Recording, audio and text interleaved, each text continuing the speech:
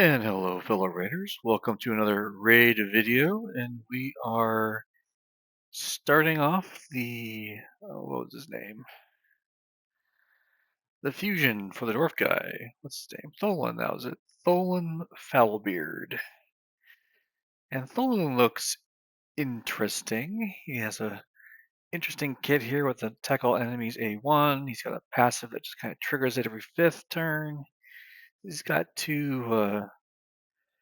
got one AoE attack on a 3-turn and a single target attack on a 3-turn, so those are both pretty decent. Kind of ramps up his damage, but does it through the skill activation as opposed to some sort of passive. So he's got potential. I think having him around might be a good thing. And I just went through and pushed myself up for champion training, so I'm going to be right about. I haven't decided if I want to go for anything above this or not. I might go for that quartz there, but I haven't decided. I've been clearing out some space so I could do some summoning because this week is a summon rush. It's going to be a lot of points. It's 6,100 for the epic, 3,500 just for a rare. These are getting more and more expensive as time goes on, but oh well, what are you gonna do? Goal here is going to be to get that so that we can skip events later because these events all kind of suck, to be honest. Anyway, so let's pop over to the summoning portal, pop our 12 champions, and we'll call it a video. As far as who I take, I've got a +4 Fennex, I've got a +4 Ugo. I don't think this gal is that great, but I have no reason to get the other two, so might as well. As far as the legendaries go, I don't have this demon guy. He looks kind of interesting, but I think he might be Chimera based, if I'm honest. Like I couldn't.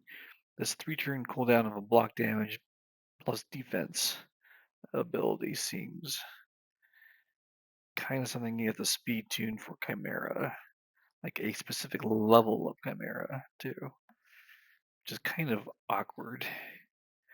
But he does have a nice passive that boosts damage or reduces damage under certain conditions.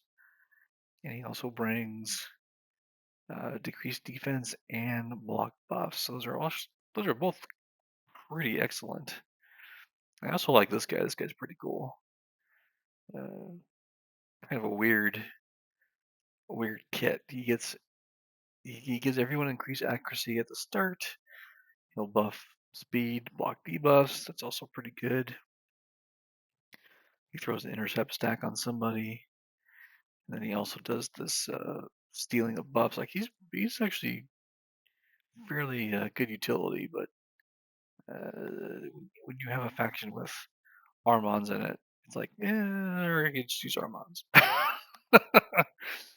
Feral, on the other hand, would probably push up our Hydra damage quite a bit.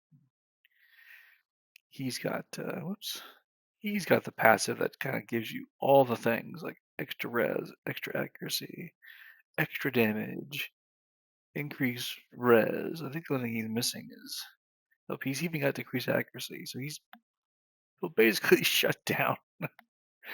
He'll basically shut down Hydra heads, which is why he's using a lot of Hydra team. So I'll give him a go. I might get 12 epic from this and call it a day, but who knows? All right, enough blabbing. 12 polls. Here we go. First up is Jurogen. Don't think you're any good. Attacks one enemy, places. Gee, look at the books this guy takes. Yeah, whatever. He's not good. Next up is Kellen. I think that's my second Kellen. Don't know that Kellen is any good.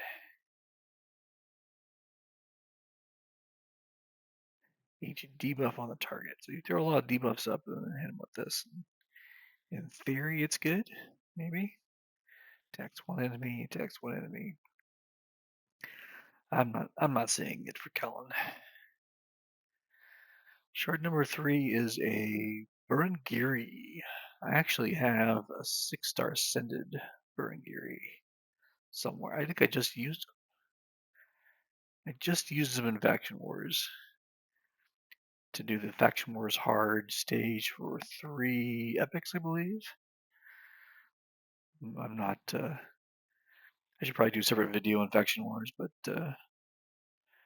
I'm not terribly fond of Faction Wars. But I did build up this guy because of the 6-star soul that landed in my lap. So I thought, okay, do his masteries, push up to 60, max him out. So I did that. He does okay. Extra shields and strengthen, and not a bad champion, I suppose. All right, this is the whenever someone dies, he heals champion. I think there was a Bummel strategy for that guy. What a surprise! Another epic. I actually finished building out my Taurus that I had for years, just sitting in the vault. I used them for the poison place mission in Faction Wars Hard, so I can just do some empowerment. Let's move on. Do the next one. Another epic. Mave. Don't think Mave's any good. Tax one enemy. Tax one enemy. Tax one enemy. Nope. Not any good. Let's go again. Another epic. Hey, the first the first one that I had for the boosted rate. Ilsinia. Get some shielding and possibly remove and place some debuffs, but I don't know. My high elves are pretty weak. High elves are not looking super great, to be honest. But if I have to do that, if I have to do the use a bunch of epics high elf mission, maybe I use this gal, maybe not. Don't know. I'll have to look into that. Will we pull a legendary in this group? Probably not, but oh well. Delver, I actually built the Delver back when the game was younger years ago. She actually had a decent attack. She will actually self buff with the attack, increase attack, so you didn't need the leading arbiter, for example. So you just say, okay, put your apothecary in, go do a speed boost, and then fire your delver. Of course, the game has evolved since then. That champion is very outdated. Hey, look, another epic, Nazana. I use Nazana for, I think, one of the faction war stages and threw her in a stun set just to do the stuns. And some of the factions are not super great, but Nazana was a decent champion at the beginning of the game. It has had no growth since then. For Solace Gravedigger, I remember the thing with the candles and his shield, but I don't think he's build worthy. 3-turn cooldown shield. 30% of their max HP. Although it is on a 3-turn, that's a pretty decent buff. Attack all, heal reduction. Oh, is there a stage that requires heal reduction? That's Night Road. God, I hope I don't have to build one. I hope I don't have to build that guy. Another epic. Thanesol is an okay healer. Decrease the duration of enemy boss by a turn on a 5-turn cooldown. Ouch. Don't think I ever built a Nestle. Nor do I think I would want to. 25% of this champion's max HP. A 3-turn, that's better. The Nestle suffers from being very, very old. Could use a buff if they ever actually went back and revised champions. Fang Cleric. I think he was in one of the fusions. He was epic for some fusion, but don't think he ever saw any play any content. And this should be the last shard. Oh, last shard got an Elva. Interesting. Not who we were looking for, but Elva is a great champion. I believe she was a fusion. She was either, no, or maybe she was guaranteed. I think Elva was a guaranteed, and I definitely grabbed her. Because Elva is a great champion. I still use my Elva all the time. Let's be sure we got everything we did. I'm going to leave only these and see if they last long enough for the champion chase next weekend. We'll find out. We'll keep an eye on that, see if that works out.